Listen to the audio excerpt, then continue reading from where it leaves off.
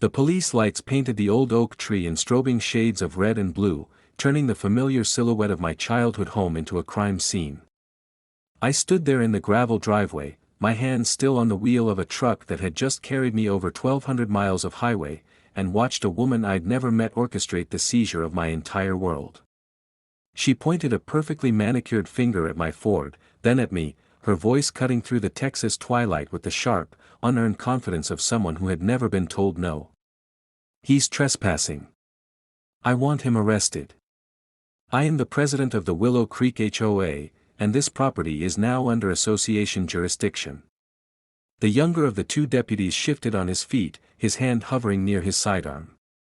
"Sir, we need you to step out of the vehicle." Slowly. For a moment, I just stared. 15 years behind a desk in Washington, drowning in paperwork and bureaucratic warfare, had made me soft. I'd forgotten the simple, ugly language of small-town power. I'd come home to bury my father, to sort through the wreckage of a life cut short by a so-called ranching accident, only to find vultures already picking at the bones. I killed the engine and stepped out, raising my hands in a gesture of placid surrender. "Officers, there must be a misunderstanding.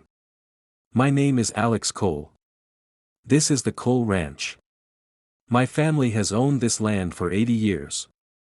The woman, who looked to be in her late 50s, glided toward me. She was dressed in a crisp linen pantsuit that was hilariously out of place among the dust and mesquite trees. A predatory smile played on her lips. "I'm Evelyn Reed.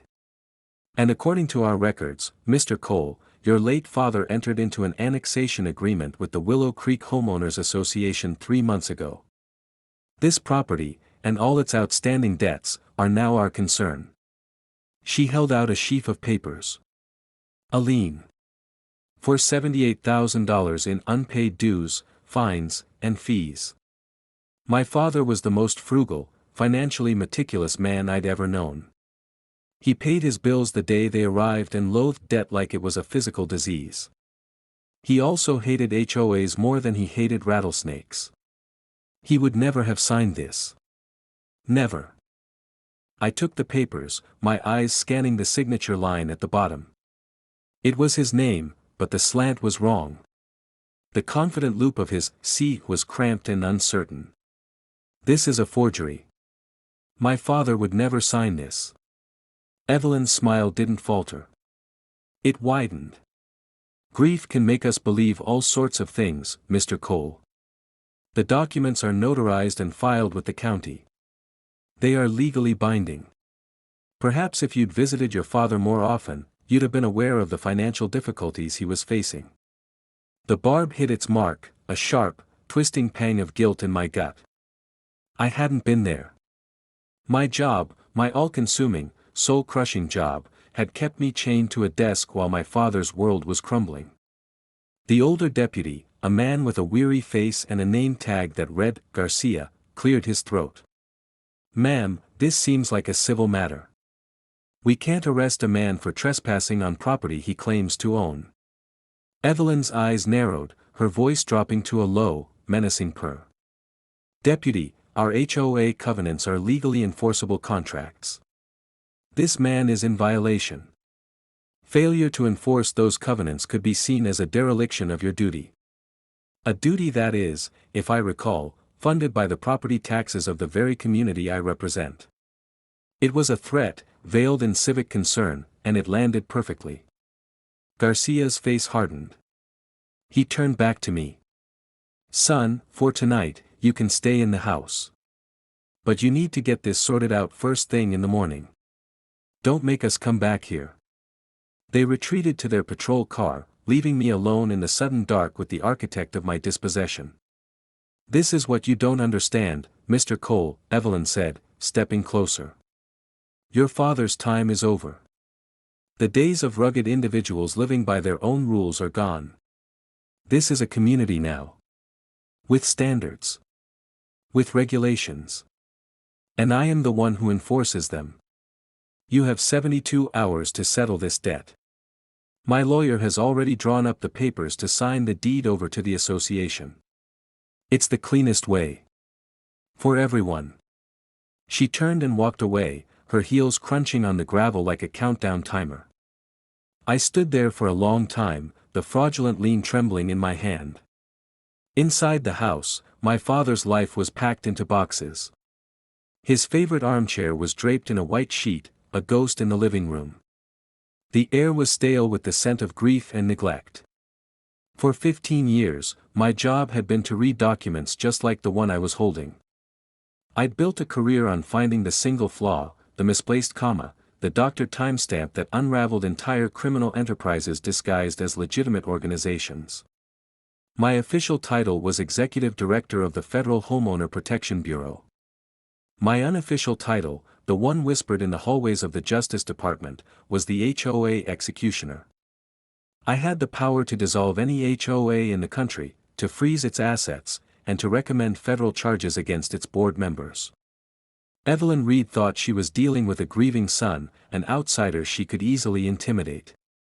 She had no idea she had just declared war on the one man in the entire United States who could, and would, burn her little kingdom to the ground. And as I walked into the dark, silent house that was supposed to be my inheritance, I knew this was no longer just about a forged document. This was about finding out what really happened to my father. The 72-hour clock wasn't for me. It was for her. The next morning, I was at the county records office, a sterile, quiet building that smelled of old paper and weak coffee. The annexation agreement was a masterpiece of forgery. The letterhead was correct, the notary seal was crisp, and the referenced county statutes were all accurate. It was too perfect. Amateurs make mistakes, they use outdated forms or misspell a legal term. Professionals create documents that are so flawless they scream with inauthenticity to anyone who knows where to look. I spent 3 hours cross-referencing land surveys and water board minutes, and found what I was looking for. A tiny discrepancy. The survey map attached to the agreement had been updated the previous year to reflect a new cell tower easement. But the date on my father's supposed signature was from 3 months ago, 2 months before that map was officially entered into the public record. It was the first loose thread. I drove back to the ranch to find a new sign hammered into the fence post by the gate. It was a handsome, professionally made sign that read, "Private property of the Willow Creek HOA. No trespassing." The audacity of it was breathtaking. I was still staring at the sign when the water pressure in the kitchen sink sputtered and died. I went outside and checked the well pump. It was fine. I walked the quarter-mile to the valve where our private well fed into the main county line. It had been shut off, and a heavy-duty padlock, embossed with the Willow Creek HOA logo, had been clamped over the lever. Attached was a laminated notice, "Water service suspended pending resolution of code violation 7.4.b, unauthorized agricultural use." My father's vegetable garden, the one he'd tended for 40 years, was now a code violation. This was how she worked. Not with a single, killing blow, but with 1,000 cuts, designed to bleed you dry and make you feel utterly powerless. I went to the only diner in town for lunch, mostly to see if my presence would stir the pot. It did. A young woman with a reporter's notebook and intense, curious eyes approached my booth. "You're Alex Cole." "I'm Sarah Jenkins, with the Herald. Can I ask you a few questions about your dispute with Mrs. Reed?" Her paper was a small, local weekly, but her questions were sharp. She'd been tracking Evelyn's activities for a year, documenting a clear pattern of harassment followed by suspiciously low buyout offers from a development company called Lone Star Holdings. Every time she got close, her sources would clam up, or her editor would kill the story for being too speculative. "People are terrified of her," she said, stirring her iced tea. "Tom Henderson lost his farm over a dispute about the color of his barn. Evelyn fined him into bankruptcy, and Lone Star Holdings bought his land for pennies on the dollar 2 weeks later. He's packing boxes at the supermarket now. She's not just a power-hungry HOA president, Mr. Cole. She's a predator." I gave her nothing concrete, but I let her see the frustration in my eyes. I needed an ally, and an idealistic reporter was a good place to start. Back at the ranch that evening, I pulled out my satellite phone, a piece of government-issue hardware I was technically not supposed to have on vacation. I made a call to a number that doesn't officially exist. "Marcus, it's Alex. I need a favor. I have an HOA charter number for you. Willow Creek, Texas. I need you to pull the original incorporation documents from the state archives. Digital copies won't do, I need high-resolution scans of the original paper. And while you're at it, run a Level 3 financial trace on a shell corp called Lone Star Holdings. I want to know who's behind it, where the money comes from, and where it goes. Yes, it's personal." The next day, I found my ace. Miguel, my father's ranch hand for the last 30 years. He was a man of few words, with hands like worn leather. He found me reinforcing a fence line. "Your papa never signed that paper, Alex. His signature, it was strong, like him. The one on that paper, it is the signature of a sick man. A scared man." He agreed to sign an affidavit testifying that my father had been in the early stages of dementia, and that in the weeks before his death, he'd been confused, agitated, and susceptible to pressure. It was the leverage I needed to challenge the contract's legitimacy in court. I felt a surge of hope for the first time since I'd arrived. That hope turned to ash the next morning. I woke to the smell of smoke. From my porch, I could see a thick black column rising into the sky from the direction of Miguel's small homestead on the other side of the ridge. I raced over in my truck to find him standing with his family, watching the charred, skeletal remains of his barn smolder. The sheriff was already there, calling it a faulty wiring issue. But Miguel met my eyes, and I saw the terror in them. He walked over to me, his body trembling. "I can't do it, Alex. I can't sign. She sent a man by yesterday. He didn't say nothing. He just sat in his car at the end of my driveway for an hour. Then this happens. I have a family. I can't lose everything." I stood there, amidst the ruins of a good man's life, and I understood. Evelyn wasn't just a predator, she was a monster. She wouldn't just take my land, she would destroy anyone who dared to stand with me. My plan to fight this through legal channels, to be the grieving son, was over. You can't reason with a monster. You have to build a cage.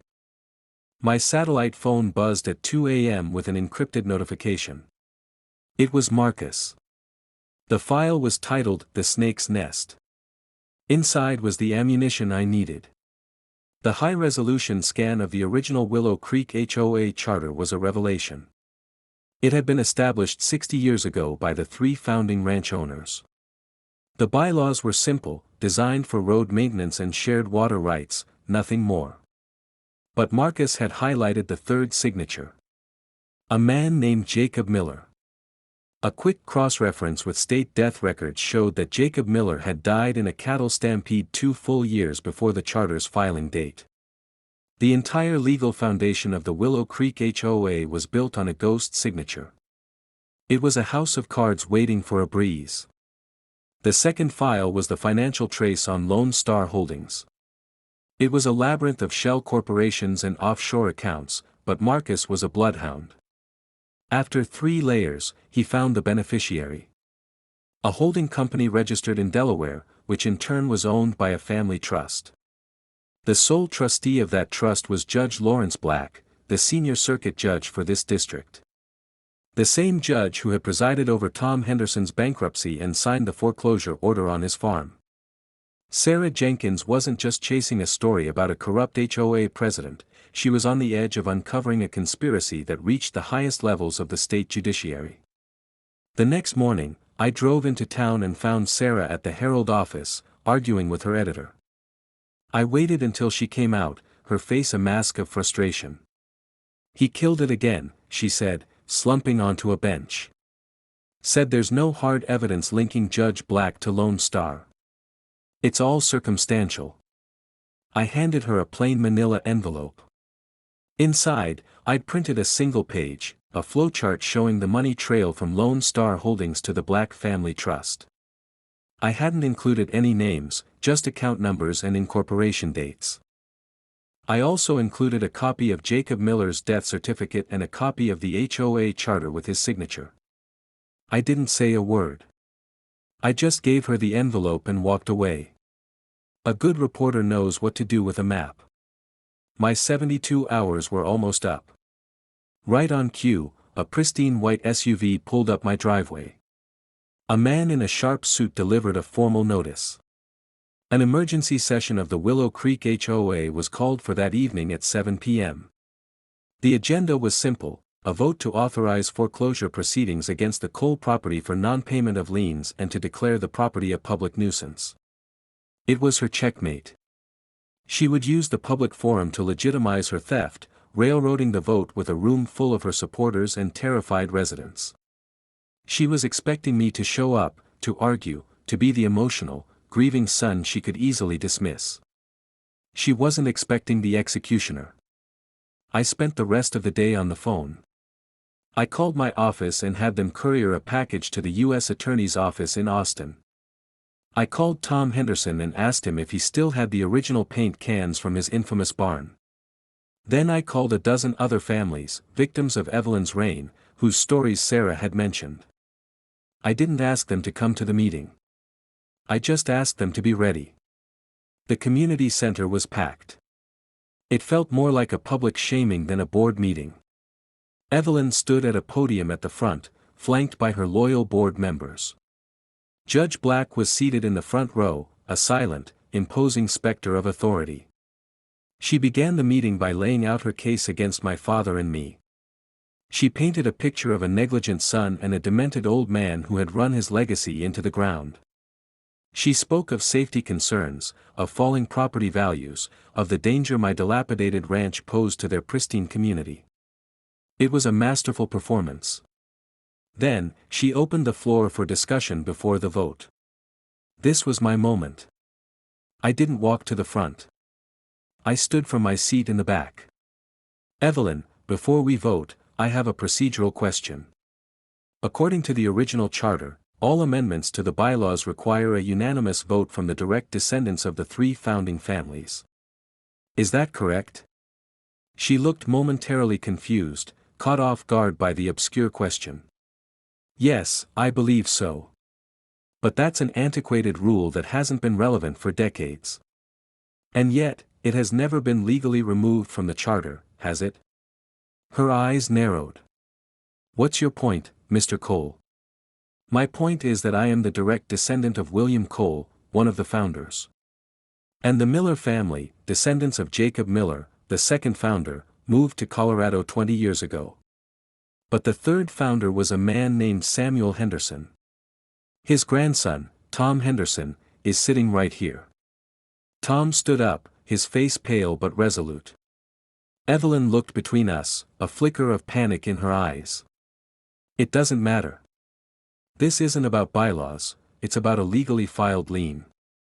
That lien, I said, my voice carrying through the silent room, was signed under duress by a man who was not of sound mind, a fact his primary caregiver, Miguel Ortega, is now willing to testify to in federal court. And it was notarized by a notary whose commission, a little digging revealed, had expired 6 weeks before the date on the document. The forgery was a masterpiece, Evelyn. But masterpieces belong in museums, not in a court of law. A wave of murmurs swept through the room. Judge Black stood up, his face a thundercloud. This is outrageous. This meeting is over. Mr. Cole is making baseless, slanderous accusations. You have no proof. Proof? I said, my voice dropping but carrying with new weight. You want proof?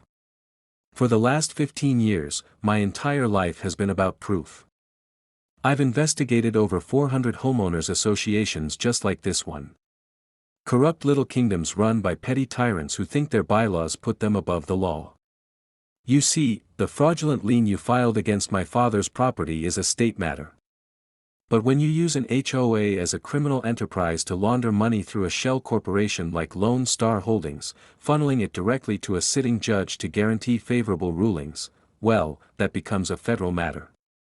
That becomes my matter.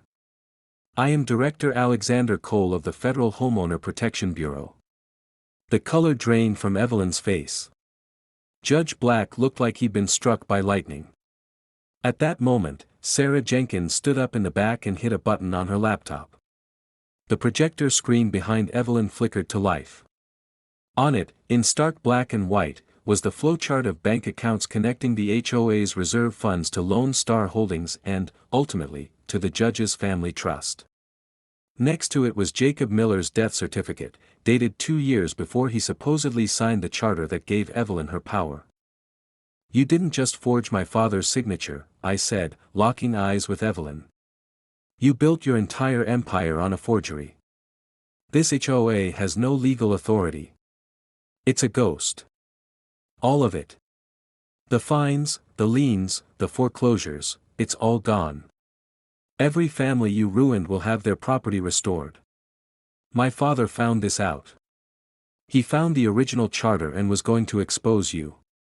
That's why you had to rush, to pressure a sick man into signing away his rights before he could talk. His accident wasn't an accident. It was a cover-up." The back doors of the community center swung open. It wasn't the local deputies this time. It was U.S. Marshals, calm, professional, and radiating an authority that made the room feel cold. "Evelyn Reed, you are under arrest for conspiracy, wire fraud, and racketeering," one of the marshals said, his voice echoing in the stunned silence.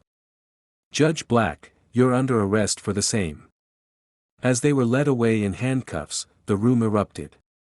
It was a sound I'll never forget, 2 decades of fear and oppression finally giving way to a tidal wave of relief. Weeks later, I sat on my porch, watching the Texas sun set over the hills. The phony HOA sign was gone, replaced by the original, weather-beaten wooden sign that just said, Cole Ranch. Sarah's story had been picked up by the national news, and the investigation had already implicated a half-dozen other officials. The war was over. I had justice for my father. But as I looked out over the land he had loved, I knew my work wasn't finished. It was just getting started. I had come home to close a chapter of my life, but instead, I had found a new one. Here, in the very place my family's legacy had been threatened, I would build a new one.